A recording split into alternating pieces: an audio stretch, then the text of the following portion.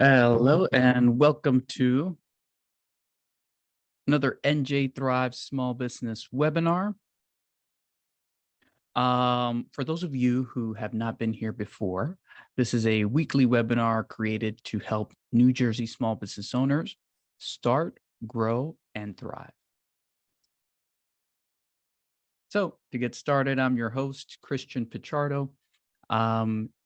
I am the NJSBDC Program Coordinator and Specialty Consultant. I am the CEO also at NilumaMedia.com. So for those of you who haven't seen one of our webinars before, we are the America's New Jersey Small Business Development Centers Network. It's a mouthful, but you can call us the NJSBDC. We're a statewide program powered by the SBA and partners, and we help small businesses in New Jersey with three things: no-cost small business consulting, training and events starting at $0, and exclusive small business resources. So today's webinar, we have a special guest. We have William Spear who's going to be joining us. He is at the NJBAC, New Jersey Business Action Center. How you doing, William? Christian, I'm well. Thank you so much. And thank you for having me today. I appreciate it. Absolutely. So let me tell you a little bit about the BAC. We'll give you just no pun intended, just a background on the BAC. It is embedded within the Department of State. Secretary Tahisha Way is at the top. We are part of her portfolio. And the BAC, the Business Action Center, really has a fairly straightforward mission. We strive to help companies get answers to their questions, resources for their problems. On many occasions, we can answer the questions ourselves, but we use that kind of narrow focus to help companies in many ways, and consistent with the SBDC that Christian just talked about, to start, grow, and thrive. New Jersey is our home, and for those individuals who maybe have a great idea. As an example, I was talking yesterday with an individual who is looking to develop a business here and then take that business into Liberia. So there's a startup to grow and to thrive. All those things, the BAC does that. The BAC does that just as Christian and the NJSBDC does that as well. And through the BAC, there are 4 operational units. One is municipal advocacy. The other is domestic business advocacy. The third is small business advocacy. And then the fourth is the Office of Export Promotion, which is where I'm from. The other 3 have somewhat differing client bases, although they can move in and out. The municipal advocates, that's to an extent, their client base is obviously municipalities and implementing different things, particularly the state's growth plan, warehouse advisory, those things that are affecting a municipal area and its ability to attract and grow and thrive and grow businesses as well. And so that's one area.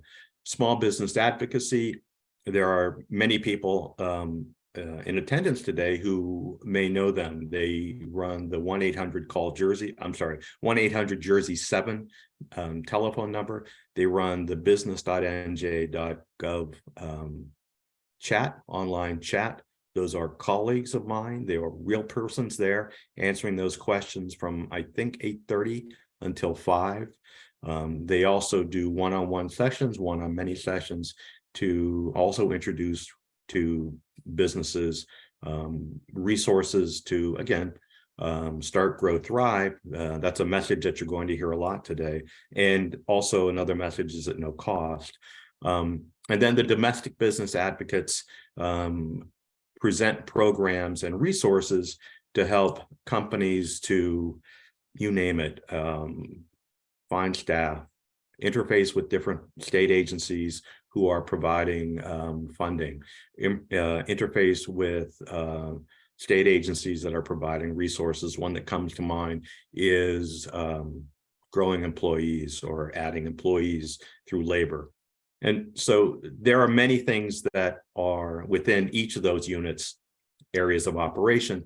And there is, although the presentation I have today is simply this slide, there is a fuller presentation that is available to attendees for today's program. Now, the Office of Export Promotion, which is where I am attached, and my colleagues Gregory Larkin and Jean Chang are, as the name suggests, we are here to help companies grow by encouraging them to sell their goods and services into foreign markets. Sidebar point, services can be exported. And so there are many things that that folks don't necessarily think can be exported. Allow me to give you an example. What I was just speaking of, the individual who is looking to establish a business here and then export into Liberia, that's in the services realm, 100%. We have other entities that are, other individuals that are providing business coaching services. They are looking to export their services into foreign markets. So one of many things that I hope you will take away from today is that services are as exportable as are goods. Within the context of the Office of Export Promotion is a federally funded program called STEP, and that's actually NJ for New Jersey State Trade Expansion Program.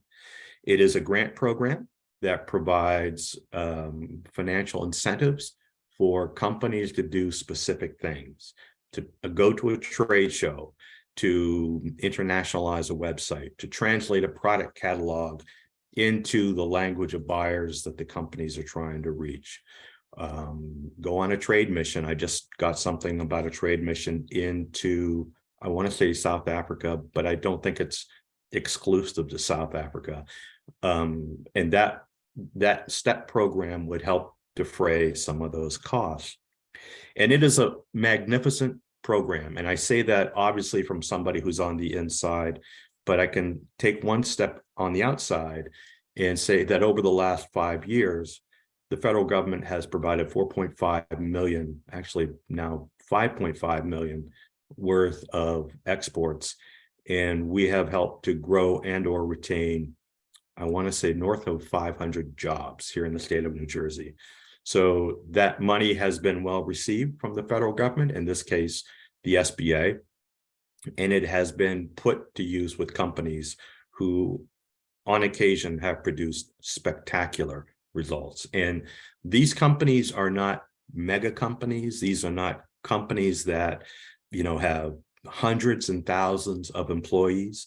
These are companies that have 2 employees, companies that have 7 employees, companies that have 1 employee. For example, out of all the things that the STEP program has done, it is currently in the process of funding a pavilion of New Jersey companies to go to the Fancy Food Show in June in New York City. And those companies will be new to export food and beverage manufacturers from underserved business communities. The STEP program, the Office of Export Promotion, has never done anything like this. We are really excited, and I can, you know, we can have more conversation as this goes on. But this is one of the areas in which the STEP program is doing some very, very strong things for the state of New Jersey's companies. And again, very, very, very small companies and very, very, very young and new to exporting. But what I wanted to do is, and all that's great, and I'm here, and as long as Christian and Glorimer will have me today, so that means questions afterwards, etc. But what I wanted to do too is just gently take the topic for today's talk and today's webinar, is your small business ready for exporting? I'd like to gently rephrase that and ask this question. The question is, how is your company preparing itself to export? Not yes, no, are you ready to export? That's whatever that is. But what are you doing now? Even without a STEP grant involved, even if you never think of me again, you never remember my face, I will ask you this. What are you doing to prepare your company to export? Because as Christian also said with regards to NJSBDC, preparing to export is an absolutely zero cost activity. And what it is done, what it will do, or how it will happen is very, very simple. It is basically learning the language of international trade, learning where trade flows or exports are going, not just from the state of New Jersey to the world or the United States to the world, but from the world to the world. There are pieces of information, websites of information that are all fair and highly accurate that can begin to provide insight on where different types of products and services are going throughout the world. For instance, and one of the better ones, and all these are free, public data. One of the better ones is actually through the UN Commission on Commodity Trade, UN Comtrade. Fairly straightforward interface, but you can go on there and you can get a sense of where trade is going, not just from the United States to other countries, but other countries to other countries. And I think what you'll find relatively quickly, and I'll begin to wrap my part up, Christian, so I'll be out in probably a minute or so. But one of the things that you'll begin to see, no matter how you may evaluate the market for your product as that market exists in perhaps the counties that surround yours, or all of the counties of the state of New Jersey, or the states that surround New Jersey, or even the United States of America, you will almost always find that whatever number that is, multiply that by 10, and that's the global market for that product. Sometimes more, sometimes less. And where the big step after that, even if you just say, okay, that's fine, I buy into that. The step after that is, no pun intended with step, but after that is finding out where those products are going. Which markets are they going to? Assessing those markets. Taking a look at, are those markets growing? Are they in decline? How difficult, how easy is it to sell into that market? Again, everything I've just said, this data is online. This is free data.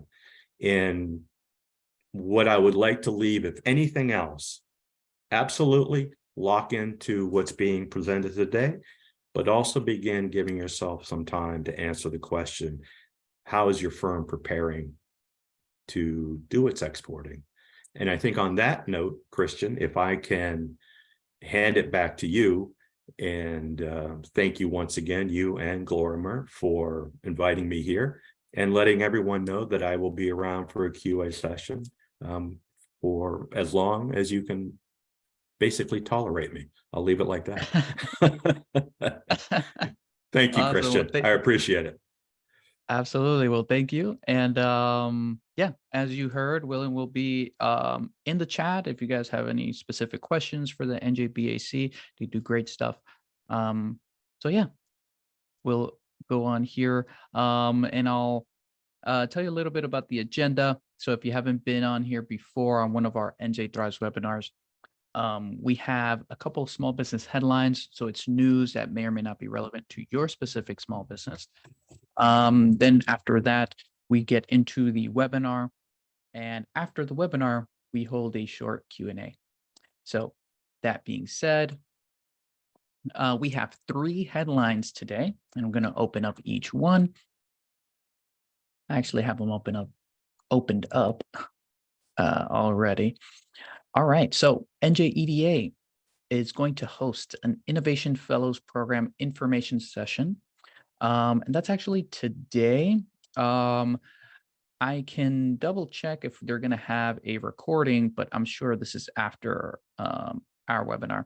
but you can go ahead and we'll put these links into the chat, and you can go ahead and see if you could still join and hear about it. However, they do have a page that's specifically for the program. And this one seems interesting because this is supposed to support entrepreneurs and give them sort of a living wage, a sort of a stream of income while you're working on the early stage parts of your business. And this is going to be for startup entrepreneurs within the following industries. So it's advanced transportation and logistics, advanced manufacturing, aviation, autonomous vehicles, zero emission research, development, clean energy, clean technology, and the list goes on. So if that seems to be relevant to you and you are looking to start a business in any of those industries, this is definitely for you. Now, next part here is there are grants to manage and preserve historic properties. So if you are sort of in the development space, real estate space, this might be relevant to you. They don't put too many details here, except that they are matching grants worth up to $750,000 to plan and implement the management and preservation of historic sites. So if you may be in real estate, you may be part of the management of these sort of sites. So if that's relevant to you, go ahead and visit this link. And the final link we have here is the Montclair starts up a new event series. So it's the Feliciano Center for Entrepreneurship and Innovation. And they've had these webinars for quite some time, and I find them very interesting. So basically, it's exactly what it says here. Self-paced hybrid learning. It's a community platform. You get to meet with like-minded people. You're going to learn how to expand critical thinking, manage finances, business planning, marketing your ideas, et cetera, et cetera. So if that sounds interesting to you, if you are the type that knows that information is valuable, you don't know what you don't know. So this would be helpful. And again, we're going to put these links to these sites into the chat, but that's about it for small business headlines. Now, things to keep in mind during the webinar is to type your questions into the Q&A box. It's a little icon that should be towards the bottom of your Zoom window. Please put them in the Q&A box. If they're put into the chat, sometimes they could get lost within all the conversations. And number 2, please complete a 3-minute survey that will then lead you to the webinar resources like the slideshow of our speaker today and a link to see the on-demand recording of this very webinar. So once this webinar closes out, you're going to be redirected automatically, so you don't need to do anything. And before we get started, today's event is your small business ready for exporting? And this is part of a larger NJSBDC exporting series that, if you follow the dates here, some of them should be up, some of them may not. I believe we have up to February 16th up right now. So you're able to register for those. Again, these are at no cost to you, but we're taking you sort of down this funnel of learning how to get started with exporting all the way down to mastering the logistics for exporting. So if this is interesting to you, you want to master exporting for your business and do business internationally, stick around and register for these events. And with that being said, I'd like to welcome Reina Valenzuela. She is an NJSBDC Senior Consultant. She's going to be showing us if your business is ready for exporting. Hi, Reina. Thank you. Thank you, everyone. Welcome. I'm so happy to see so many people joining us.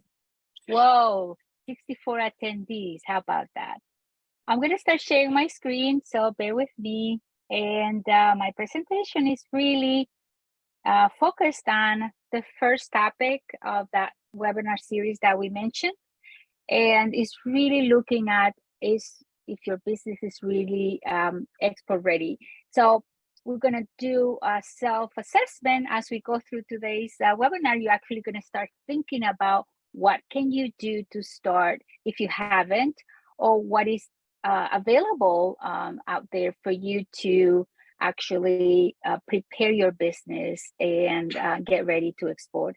If you're exporting, what is there that you need to do to improve your operations? And of course, where is the help so you don't have to go it alone? My name is Reina Valenzuela. I have an MBA in global management, and I'm founder of a small company called Starfish Global. So I know your journey. I am there myself. I have the same expertise that you would develop over the years of managing your own business. I'm also CGBP, that's a Certified Global Business Professional by the National Association for Business International Trade Educators. And I am a certified trade counselor with the SBA. I'm very happy to be here. So let's get started.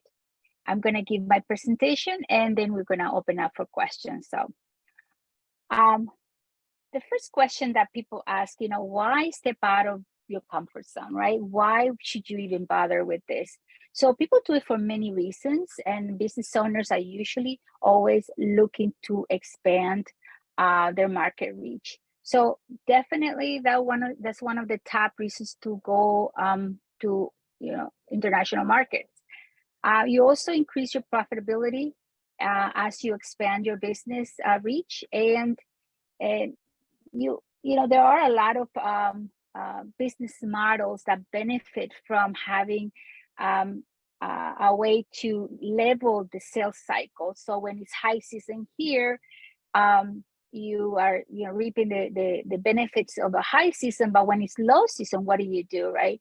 So exporting helps you level those cycles. So the seasonal high and lows will actually level out and give you more profits year round. Increase your competitiveness, of course. Going global will give your business higher visibility and reputation. Increase your IP and brand awareness as you get to export, get more exposure around the globe. Increase your company valuation. Of course, that is if you are working with multiple business partners, or if you're going to put your business on Wall Street, that is even better, right? You need to have that vision from the start so that you can grow in that direction. Increase your company valuation will be priority number one for you if that's your end goal. So the main reason why we believe exporting is a great idea is because 95% of the world's consumers are out there. They're not, we only represent 5%. So that the market, the worldwide markets, can bring you a new consumer base, loyal customers, and also more competitiveness and brand awareness. People step out of their comfort zone a lot of the times because they feel that they know the target market, they know the country of destination. So a lot of us, I'm an immigrant too, so I have exported my services to Guatemala, to Honduras, to El Salvador. So, and why did I go there? Because it's my comfort level, right? I know the markets because I'm an immigrant here and I'm from El Salvador and I know the Central American markets. So a lot of us, you don't really go into an unknown market. You usually start off by going to markets that you already are familiar with, or you have already partners or ties to that market. So you kind of know the groundwork that you need to complete before launching your operations there. So this is really one of the reasons why a lot of people that I counsel really go international. And that's a great starting point. So let's go forward here with this. why even bother with this? We have a trade deficit, and I know that Bill Spears didn't mention it, but hey, we have a trade deficit, and this is not news, except if you look at this, you see this chart from November 2020 to now, to November 2022. This is the latest report that I gathered. I was published in January on January 5th. So this is the most recent report that we got. And look at this huge spike in the trade deficit in 2021, end of 2021, beginning of 2022. It was the highest ever. Monthly deficit, 3-month moving average, it's very high. And this is the reason why we always encourage businesses that are looking to expand and look to other markets. And we want to help you help the United States reduce that trade deficit. And let's find out how we can do that. So what is holding us back in terms of trade? Why are we just consuming, bringing in, importing, and not exporting? Some of the common assumptions are listed here in the reality check, point by point. Companies think that they're too small to go global, so they're kind of hesitant to get started. And in reality, 30% of exporters have less than 20 employees.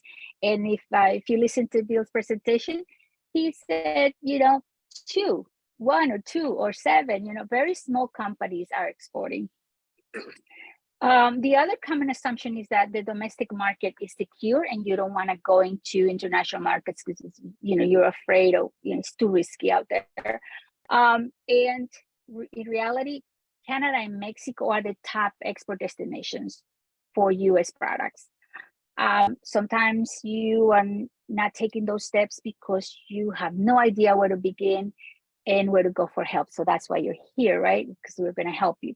There are organizations that can help, the U.S. Commercial Service, the SBDCs, the New Jersey STEP program, for example. So there are ways to learn more and to get more help. Now, the top U.S. exports, and Bill alluded to this, right? Here's a list of products and a list of services.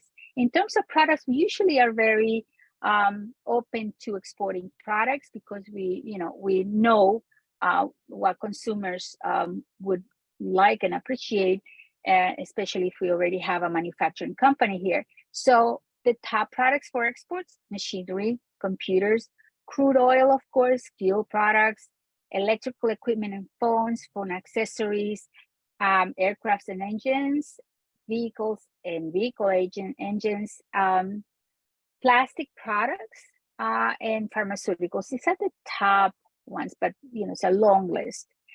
In terms of services, business services, like I have exported my business services abroad. Many companies are doing that.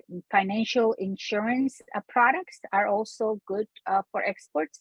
Intellectual property, like selling, licensing out your patent, for production and sales abroad. That kind of intellectual property.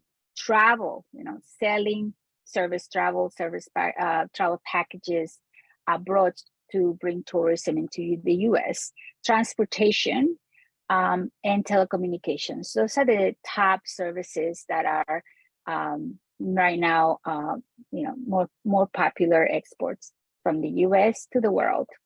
So here are some export strategies to get started. The indirect route, you sell through a company that exports already into that country of destination that you have, or that market that you have in mind. You might also export by selling to a domestic agent or representative. So you identify an ideal partner in that country of destination, and you sell through them. You may also have an export management company. An export management company is one that becomes your export department outside your company. So they manage everything for your company as it comes, to the export operations. Export trading companies, they buy from you and sell for you. So these are the indirect routes. The direct routes is really going directly to the market, hiring sales representative, agents, or representatives in the market, distributors that will help you move the products in the local market. You can also enter the market through foreign retailer. You set up your shop and have direct sales directly to end users. And this is probably one of the most expensive propositions when it comes to exporting. FDI is the foreign direct investment, when you go and set up operations and so thinking about what you would like to do. Let's go forward here. Export licenses. This is the top questions that I get. Do I need an export license? And the answer is really very simple. You probably don't. 95% of the products don't require a license. It's only necessary when you have products that are for military use or dual use, military as well as commercial. For example, a knife, right? Domestic use, commercial use, and also could possibly be military use. So think of things like that may have that dual use. Necessary also if you have a buyer that may be subject to restrictions, and the buyer could be the country of destination or the company or the individual. So they may be restricted, and so you need a license to actually sell to that country, that person, that company.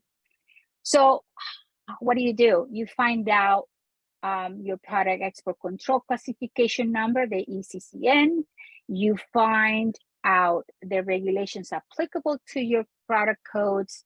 And for you to know this, it's a good idea to keep in mind EAR 99 do not require a license. So if your ECCN falls in that group, then you don't have to worry about it. But look for the red flags. And there is a website that consolidates these potential risks and needs for licensing and permits. And you can go to the trade.gov search, and they will provide you more information as to whether or not this is actually a restricted product or a restricted buyer. Let's go forward here with the considerations. So I'm going to give you a list of considerations, and I'm going to go through them quickly here, but then I'm going to expand into each one of them. First of all, set your goals and objectives clearly. Sometimes we go in different directions without really a clear goal. So think about what you want to do and what is the goal that really aligns with your company goals. Identify the product potential. What product is the one you want to use to test that market? Evaluate that market potential before you actually invest in sending shipping products out there. Number 4, study your target market. Understand your consumer well. And number 5, pricing considerations. Number 6, identifying channels. So let's go into this separately. Finding buyers, shipping, and getting paid are 3 of the top topics that we have. And we're actually going to have separate webinars for shipping and getting paid, the financial implications of exporting and finding buyers. How do you identify potential buyers in a foreign market? Now, setting goals and objectives. Really, you have to sit down with your team. If it's just you, well, sit down with me, myself, and I, and really explore if this is what you want to do. Is it consistent with your overall goals, business goals? Do you have that commitment, the time and the energy, the resources to invest in this process? Do you have that vision of long-term expansion? Because it may not happen overnight. It doesn't happen through 1 or 2 years. It may take longer than that, so keep that in mind. Do you look for increased competitiveness? How do you stay competitive in a foreign market? Expand your market potential with the increased sales. Is that your objective? Then write it down. Set that goal in sight. Now, in step number 2, identify the product potential. And these can be tricky because you may say whatever, right? But you have to really look at the product. Is it ready for exporting? So the first thing that you're going to do is find out if there are any licensing or applicable regulations to that particular product.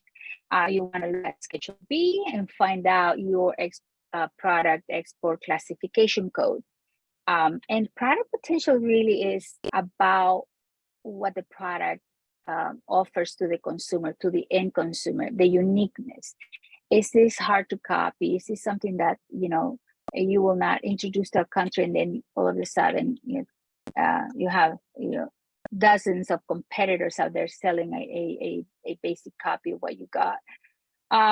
You might want to look at exporting a product that's already very successful in the US market. The people abroad value the made in USA appeal, and they actually like to see what's trending here so that they can adapt in the country, in that market. So think about what is successful here, how is selling, so that you can also export it and sell to that new market. You might have to consider product modifications or product packaging.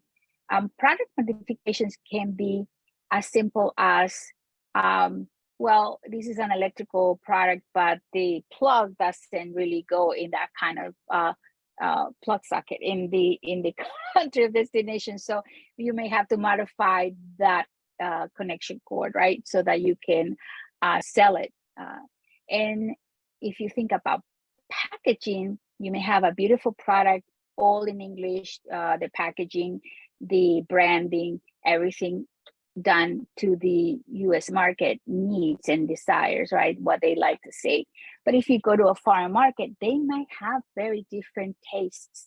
Of course, language, and there are even smaller things that can be changed.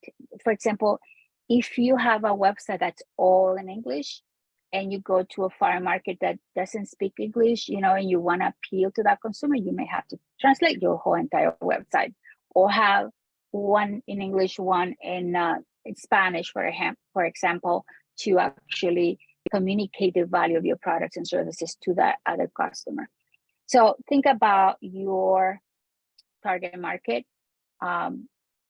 Think global, but act local. That's what I learned in MBA school. Think global, act local. So product packaging may be an issue for you. You might want to start looking at what you will need to change and modify within the product and the product packaging in order to sell it in that market. Sometimes even approvals and permits from the local government will be required. So think about all those regulations that may prevent you from selling or limit your sales operations there. Number 3, evaluate the market potential, examine the statistics, right? There are trends and statistics that you can study. Of course, statistics really shows what has happened in the past, the numbers, and that will also give you a potential trend for that product. And the product sales, and this information you may be able to find in different websites, including the US Trade, Schedule B trade databases, and there are a lot of statistics that are put out by the 20 different free trade agreements that are out there, the FTAs, that, you know, really keep a record of what is happening in the trade zone. So think about what you want to do and study the markets. Look at the top five fast growing markets, and then look at the top 3 emerging markets. And from there, that's a good place to start. Sometimes, as I said at the beginning, you might want to export to a specific country because you have ties to that country. You already have potential partners there, but you want to look at, you know, the fast growing markets and the fast emerging markets. And I would say, don't go to the fast growing market because you probably have a lot of competitors already there, but you want to look at the fast emerging markets because those present more potential for your company. You might want to review country reports once you identify a region or a country, specific country that you want to target. Look at the country reports and start researching the competition there. See what they're doing, what's working. Analyze cultural factors that will, have an impact on your sales. And just the introduction of the product. It's a new market for you, for your product. You want to make sure you understand the consumer. So in step number 4, you will study your target market. You want to see trends of similar products related to your type of product. You want to look at US competitors already in the country of destination.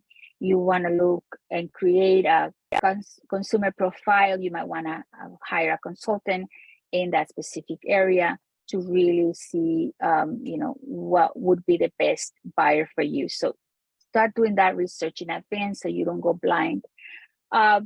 If you're going for a B2B company profiles, if you're selling to other companies, you want to start looking at what type of company they are, what kind of revenue they have, what kind of workforce they have, so that you can approach them with knowledge, understanding their needs.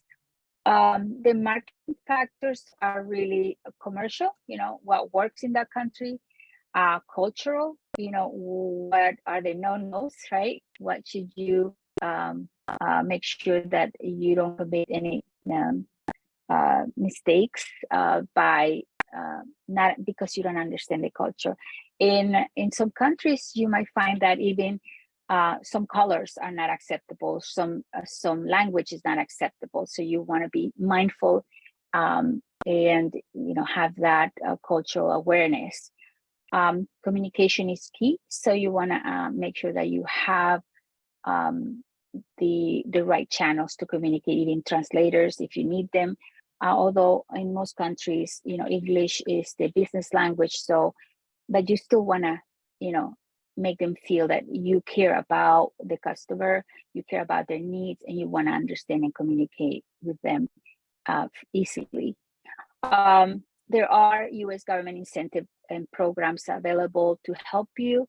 I will touch upon those in a few slides, but I want you to know that the U.S. Commercial Service can be a great ally for you to reach out to foreign markets to understand. They can also conduct market research for you in that specific country. So think about using already established agencies and offices from the Department of Commerce. Now, pricing considerations, remember that where I was talking about producing and modifying the product. If you're going to be exporting a product and you need to make modifications that adds to your cost, you want to look at the market demand and competition because you want to see what the pricing structure is already there. And if you are competing on price, then you need to understand what the competitors are doing.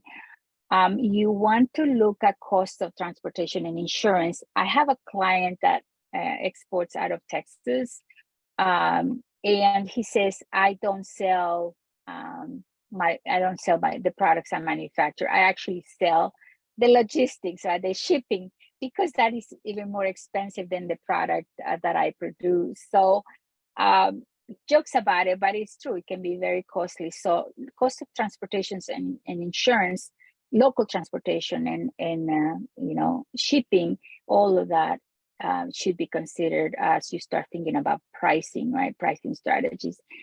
Duties, tariffs, customs, and freight fees, they all add up to the cost.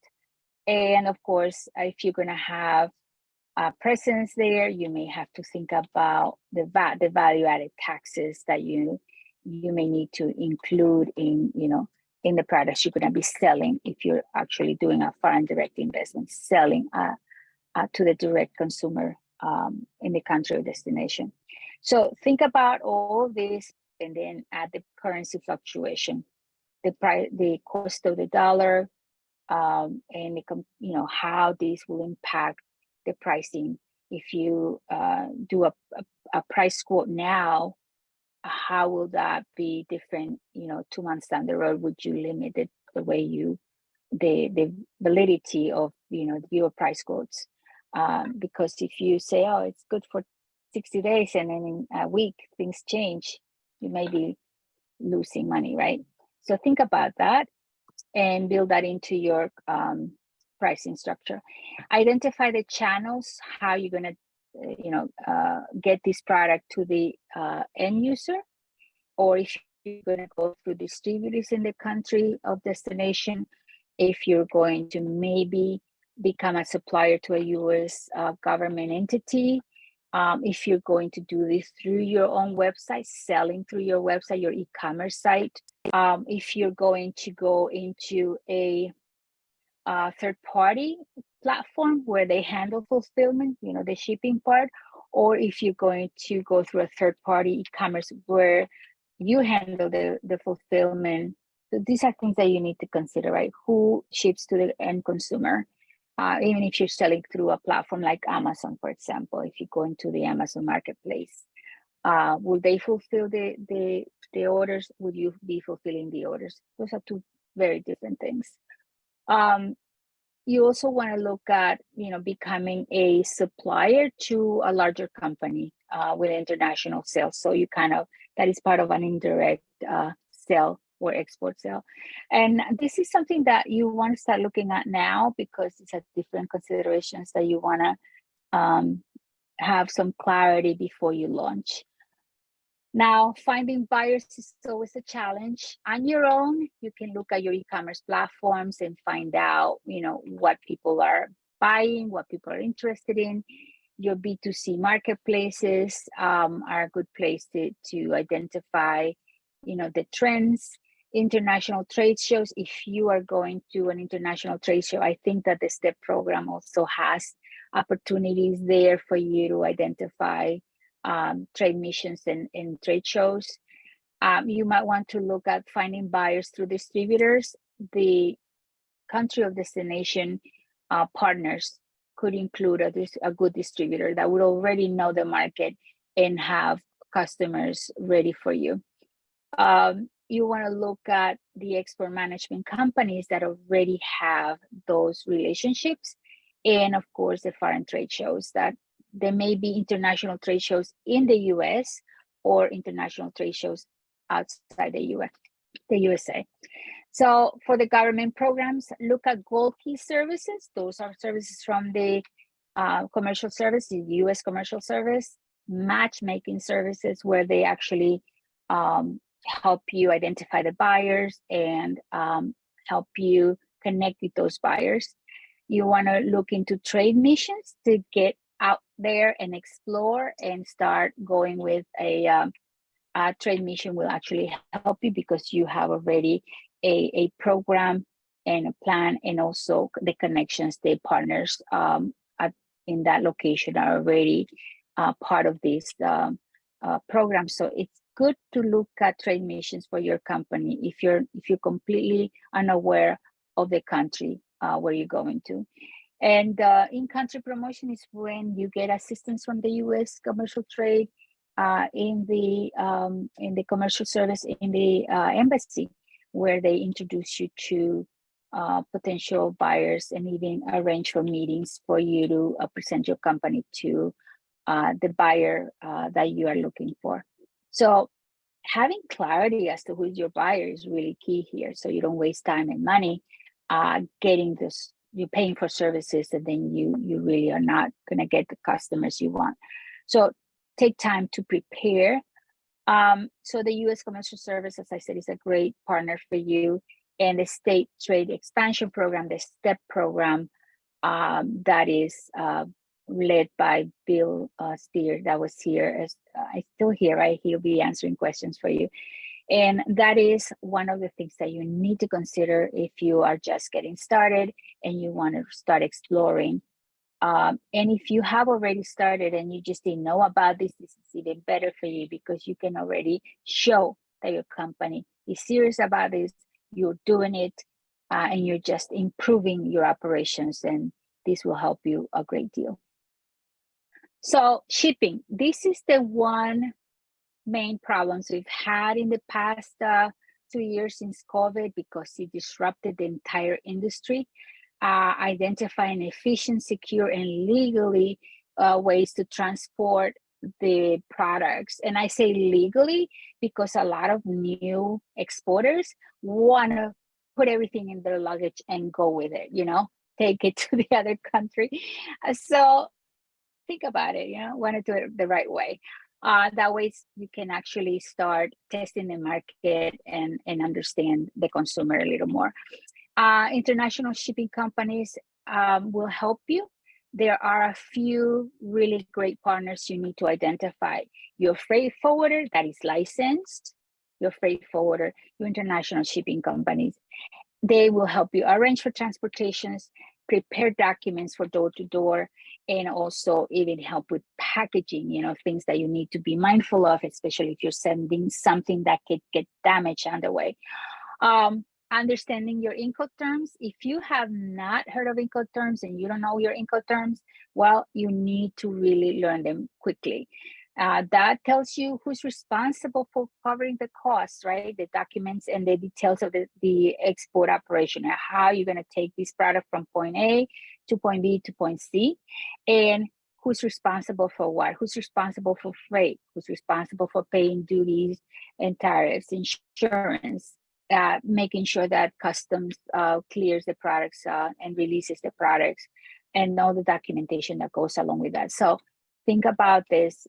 Shipping compliance and logistics can be very tricky. So this is probably going to be another topic that we'll cover in the last session, of the series. So stay tuned for that.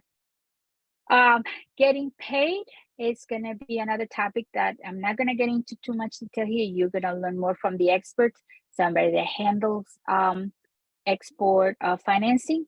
And this is really about offering payment options to your customers, understanding letters of credit, and also open accounts for established customers if you have already a relationship with a consumer, a buyer.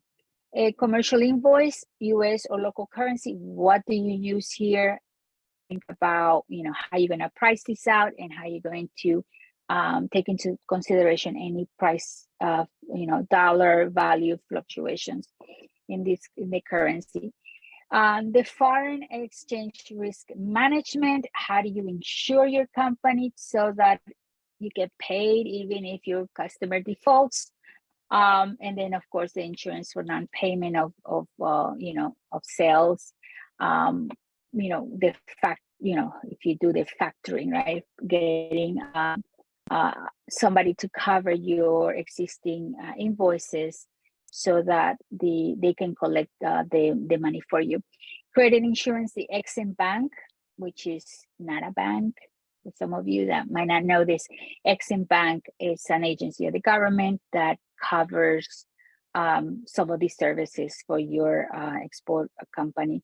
And then you may also look into private insurance. So these are the topics that we would like you to start thinking about, exploring, and learning more about. We're going to have different experts throughout the next few sessions, and I welcome you to this session and to the next steps that you're going to follow, right? Make sure you can export your product or service legally, that you're in compliance, determine your product's export potential. This is what you're going to do to evaluate what products you want to start exporting, and assess that, export readiness. If your company will be focused on this, you have to have a commitment, not just you, your partners, your team, so that you can all work together in reaching those goals. This is the end of my presentation. I'd like to open this up for questions, and I know that Bill Spear is still on the line with us, and he'll be helping us with some of the questions. I'm going to stop presenting here. Awesome. Will you be, Chris, will you be sharing a slide there? Yep. So for everyone, please put any of your questions into the Q&A little icon there. There it is. All right. So let's see. All right. It looks like we don't have any Bill has been questions. Bill has been busy answering questions in the Q&A. You Oh, go, yeah. Bill. I have. There you go. There you go. Excellent, excellent. Very We good. have I think we have two raised hands as well. I don't know if you want to Yep, open up the mics. give me one sec. Can you see them? Because right now, I Zoom see. is not letting me click on it.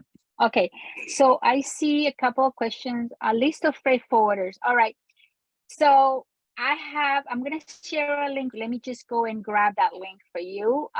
Wolf Bonner asked for list of freight forwarders. What I'm going to look for is the approved freight forwarders, okay? Because not everybody is registered, right? So you want to go to a reliable company. So if you give me a minute, I will put in the chat the link to research. You can research export companies, you know, the freight forwarders. You can also look for customs brokers that are approved by the Department of Border Control. So I would put those links in the chat. Just give me a minute to look. I don't know if Awesome. there are any other questions. Let me just go Yes, I can see now the questions. One Excellent. of them says, will the slides be shared? So they are going to be shared. You have to stick around until the end of the webinar. Once the webinar closes, you're going to be redirected to a survey. After you complete it, it takes 3 minutes. Then you get access to the presenter slideshow and a link to the recording. So I have a question from Steve. He asks, funding credit cards, line of credit.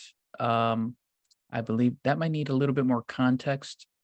Steve, can you give us a little bit more context? Are you saying that if you can fund your business with lines of credit, or is that how you plan on paying for the logistical part of exporting? In the meantime, we'll go to the next one here. So Vikas asks, I am already exporting, but need to know on incentives and programs available. That's a great question for Bill. Yeah, I've got part of that. That is going to be with regards to the incentive. That's exactly what the NJ STEP program is, funded by SBA, US SBA. And I'm trying to get the link to the NJ STEP program, so I apologize if I'm looking away. It helps companies, it helps New Jersey companies who are exporting US made products, goods and services. And so that is on the incentive side. Now, incentive is a really massively large word. And over the last 3 years, a lot of money has come into the kind of the ecosystem from a lot of different places.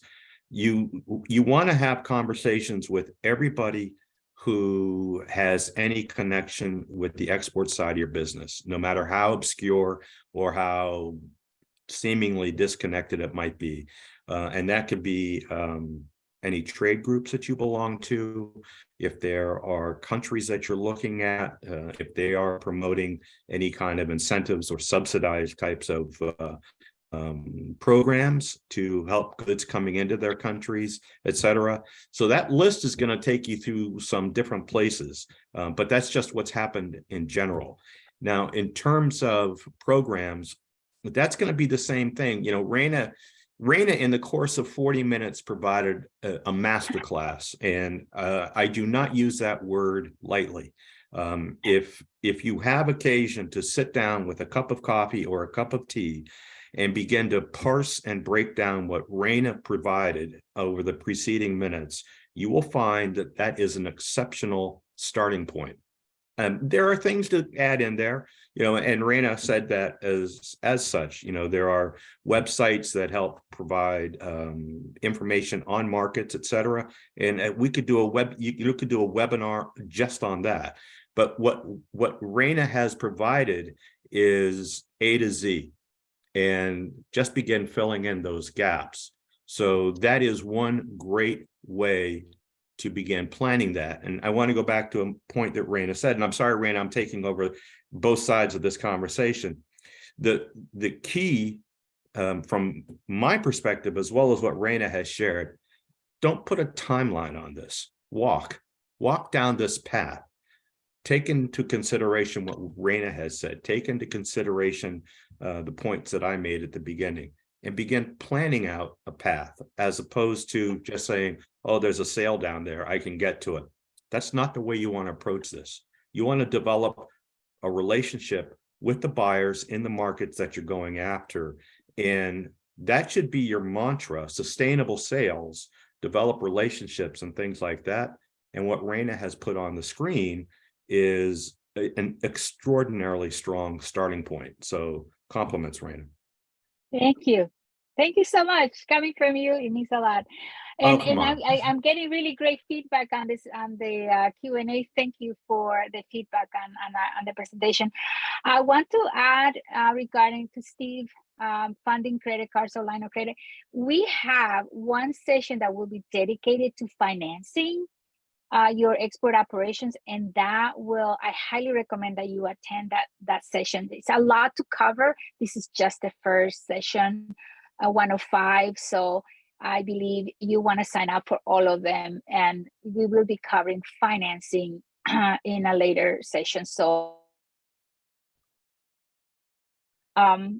there's another one from an anonymous attendee. What discussions should you begin to have with your bank when deciding to export? Same answer. You need to stick with us. In fact, we're going to have an export financing expert joining us. He's also from a bank. He can probably answer that question for you. So maybe we should even take this question and send it their way. Reina, let me ask you a general question. I mean, and you shared with me the speaker coming in from M&T at a later date. Is there any value to simply asking the bank, your current bank? Because when on our desk, we always encourage companies to start financing conversations with their current bank, no matter who it is. It could be, whoever it is, and just begin asking them point blank, what are your products and services to support me as I begin to export my company's goods and services overseas?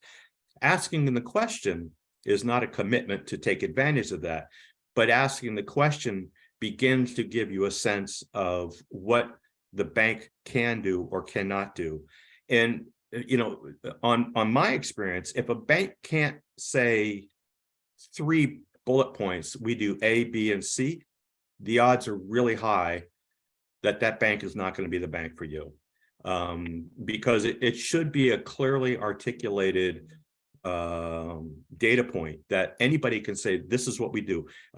Maybe it's factoring, maybe it is a guaranteed or some kind of a guarantee against sales. Maybe it's an introduction to SBA, maybe it's an introduction to EXIM. All those things are valid, but if they can't articulate that kind of clarity, then you already know right up front that you're going to be looking for another bank. And I would go so far to say, gently pull out the word bank and insert the word funding source, because there's a lot of different ways to find funds, not just from a bank. Thank you, Bill. Listen, I have to tell you, when I started exporting, just getting the bank, understanding if the bank can do an international wire transfers. Yeah, Sometimes exactly. they don't. Yeah. Can you do an internet? Do you do letters of credit? If you have those, and they say no, well, that's not your bank. And a lot of small banks don't have that capability. So you may have a very good bank for your local operations, domestic operations, but not for international operations. So yeah, that's a great point. And yeah, ask them, do you do letters of credit? Right. And start the conversation now, because here's the worst possible scenario. You've got an order that exceeds your on-hand capital, and now you've got to go chasing somebody to finance your international, your exports or something like that. Worst possible place to be, because you're absolutely going to make choices based on less than complete marketplace knowledge. So absolutely, and I'm sorry, Anonymous, you did not provide your name, but if I could say it to you by name, absolutely begin the conversation now. You know, Reina has talked about an upcoming session. It never hurts to ask. It never, and if it hurts to ask, again, I'll go back to what Reina just said. That's not the right bank for you. If you're offending someone by simply asking, not going to happen. For sure, for sure. So I have a couple questions here that we might have answered before. So Wolfgang Bornet asks, shipping refrigerated items from USA to Bahamas. We probably need a little bit more context to that. Reina, do you have any feedback on that? I think he's adding to an earlier question that he presented, right? That's what I think. Yeah, he's just adding context, because that's what we For asked. the list of freight forwarders. Yes, Right. yes. Okay. I sent that link via chat and also to the Q&A. I answered that question, so you can find the link to Perfect. the approved freight forwarders and custom brokers, the US trade.gov website. Awesome. Awesome.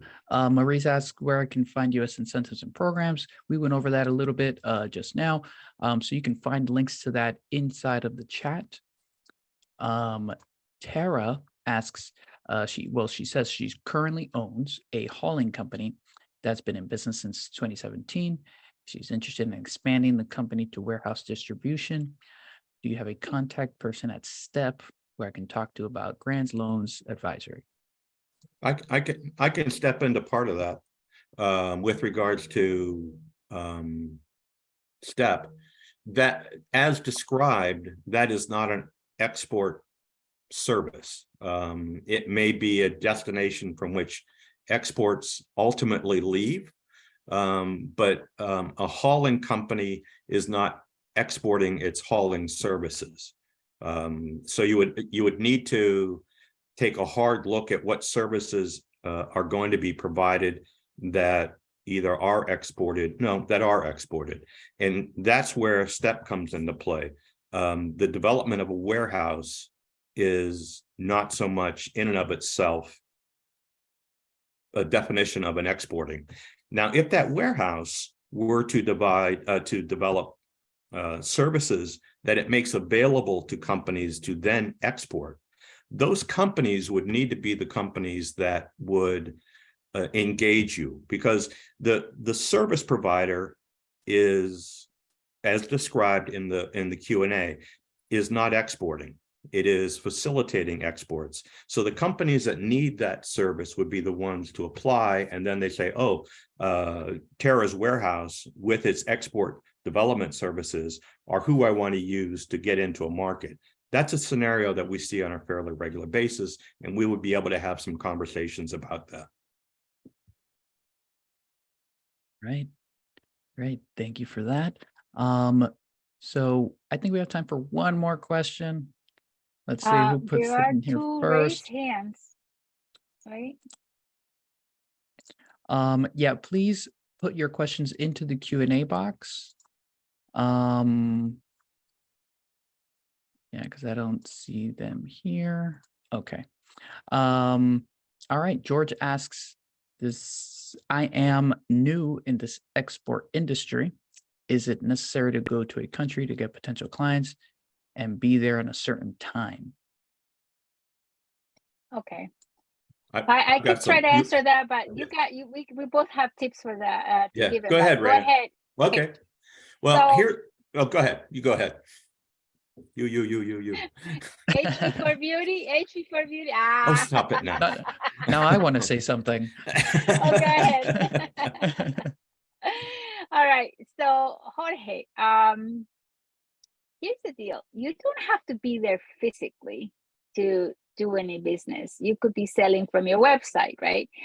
The thing is, you want to build relationships. It's still about building relationships, okay?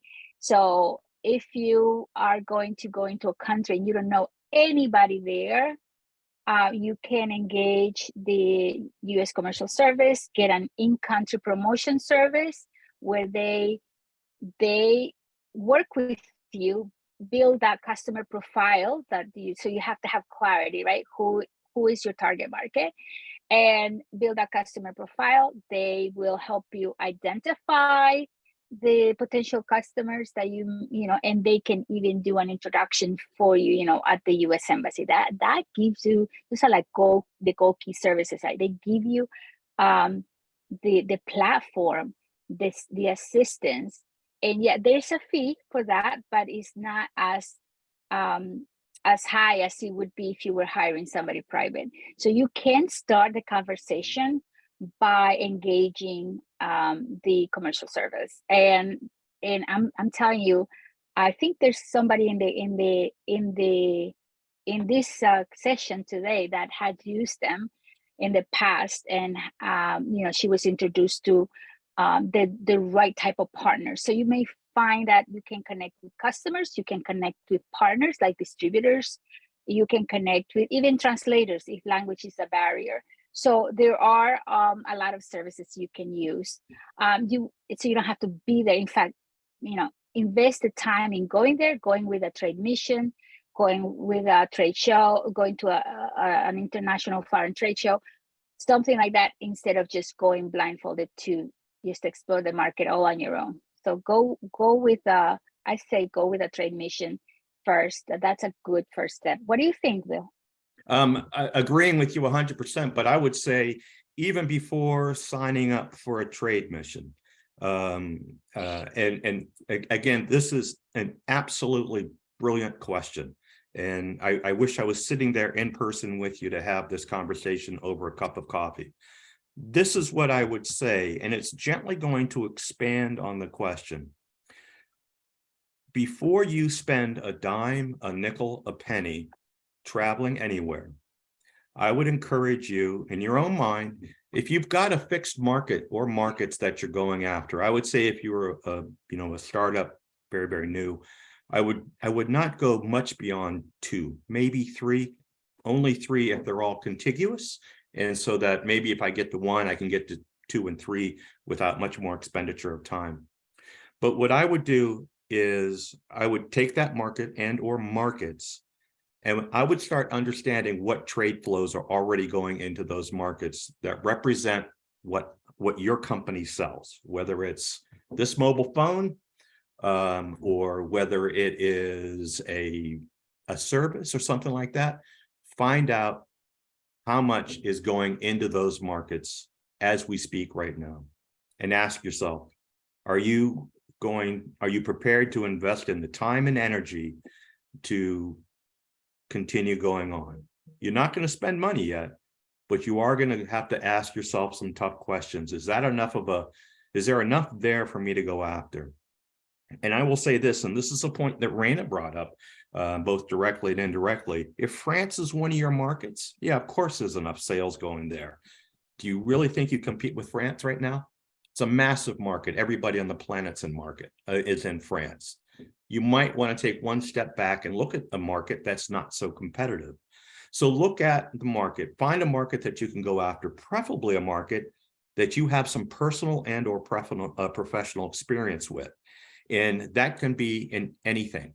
It can be that you traveled there 6 years ago and that you look kindly at it, that your family's from there, that your current job has had some relationships there, in that something that you can say, I've got firsthand experience with that market. I know that market. At least I have the beginning of knowledge in that market. And you build upon that and you begin to develop your business intel on that market.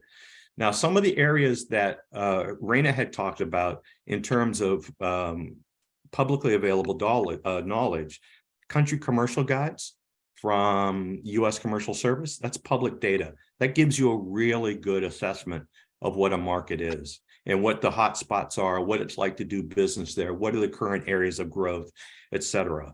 So country commercial guides absolutely got to be on your task. I would also say too, take some time to learn about the very, very, very boring and mundane Schedule B system that is the international language for describing 95% of all goods that are being moved around the world, because that Schedule B is going to be the same product description everywhere that's in WTO.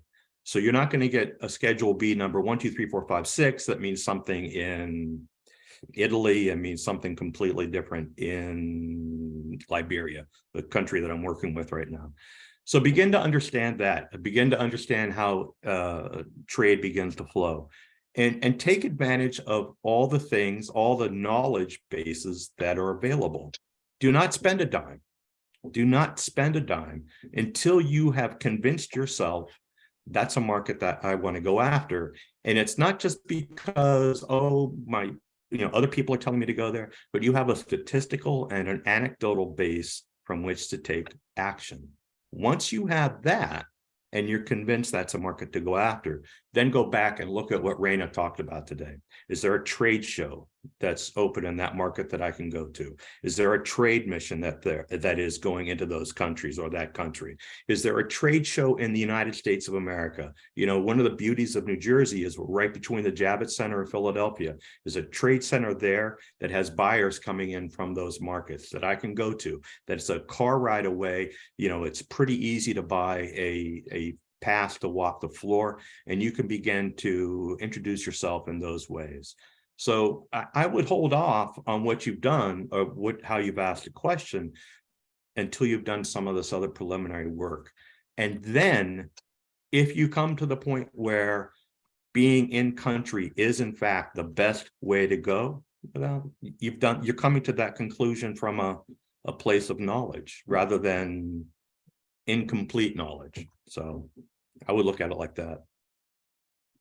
Awesome. Excellent. And now I want to add something. Everyone had something for this. You can contact the NJSBDC to help you with the market research. Because again, like to his point, you need data. And our NJSBDC consultants can help you get that data with our resources.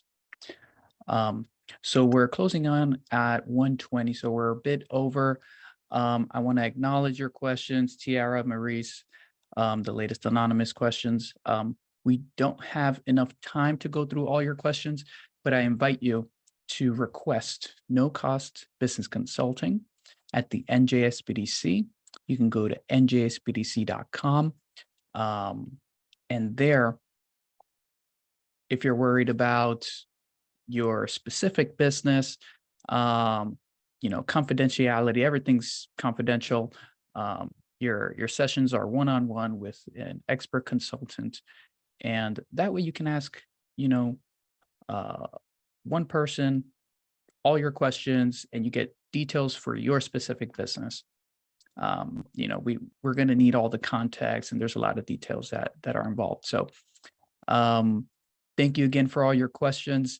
So as we are wrapping this up here, I'd like to welcome everyone to our next week's event. And that is how to use QuickBooks Online. So this is sort of like a demo of the platform QuickBooks Online. Before this one, we had how to use QuickBooks just in general. So this one's specifically the online version, not the desktop version. So if you're interested in that, you can go ahead and scan the QR code here. Excellent. And that being said, thank you, Reina. Thank you, William, for joining us. I'll see you in 2 weeks. Thank you, Christian. Thanks, Reina. Glormer, I know you're out there too. Thank you for everything leading up to today. Our next webinar on these topics, export topics, is in 2 weeks. So I'll see you then. Absolutely, 2 weeks. Here's your calendar for everyone. You could take a picture, but you're going to get emails for it if you've ever registered to one of our events.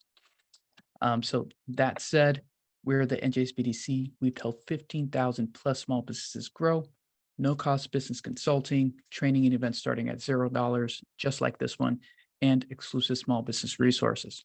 To get started, go to njsbdc.com. And that is all. And we will see everyone next week. Take care. Back from you. Bye.